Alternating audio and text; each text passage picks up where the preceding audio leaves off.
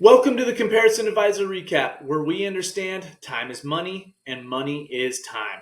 Today we recap Comparison Advisor's latest article, and it's a good one. Navigating your investment strategy, doing it yourself versus using a financial advisor. As more investors today seek control over their own finances, the debate rages on. Should I do it myself or should I use a financial advisor? Comparison Advisor does a really nice job in this article outlining the pros and cons of each. Do it yourself versus using a financial advisor. For the sake of time, let's jump into the pros of do it yourself investing. First, you have full control and flexibility of your own portfolio. Obviously, making choices from selecting stocks and funds to managing certain portfolios. It is much more cost effective. We all know that using a financial advisor does typically come with a fee. And if you're doing it yourself, you are saving yourself some money there.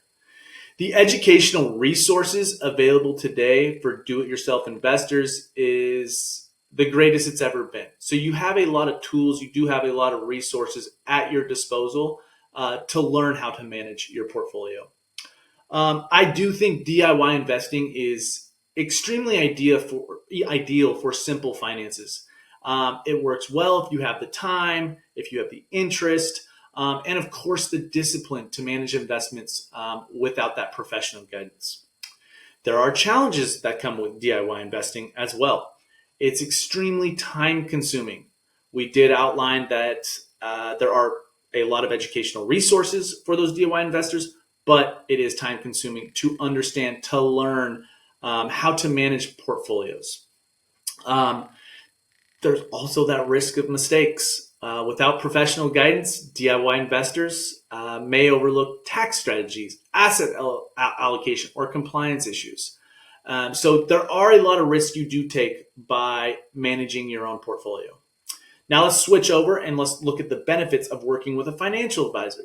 They're going to give you personal advice. They're going to look at your life. They're going to look at your income, the stage that you're at in life, and they're going to personalize a plan for you.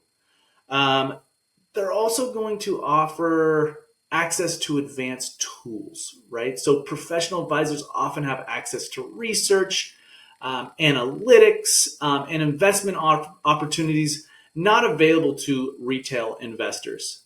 And of course, just that comprehensive planning piece. Beyond those investments, advisors can assist with retirement planning, those tax strategies, and of course, estate planning as you begin to build a family. I think when we want to consider each approach, go DIY if, like I said, it's ideal for simple finances. Hire that advisor if your financial situation is complex, you lack the time or confidence, or you need help aligning your investments with broader financial goals. And of course, there's always a blended approach, which is the best of both worlds. Dip your toes into that DIY space, but also having the guidance of a financial advisor. Final thoughts here. Of course, go read the article. It's much more detailed. But whether you choose DIY or a financial advisor, the key is to align your strategy with your financial goals, knowledge, and of course, lifestyle. Evaluating your comfort with risk, time availability, and the need for personal guidance will help you make the best decision for your financial future. Thank you again for tuning in to today's Comparison Advisor Recap. I look forward to seeing you guys again soon.